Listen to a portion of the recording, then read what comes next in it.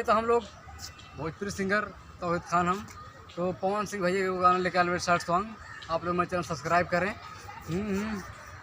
प्रीतिया उरी के तना सताई दूसरा के नाम के मेहंदी रचा के, दूसरा के नाम के मेहंदी रचा के भैलो चीज पढ़ाई प्रीतिया उरी के तना सताई हम ना पाई आँख के आंसू चुप के रोबू कागज पर से नाम मिटैबू दिल के कैसे धोबू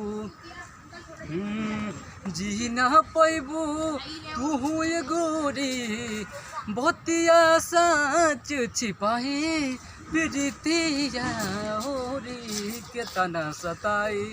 हाँ सब्सक्राइब करो जाओ।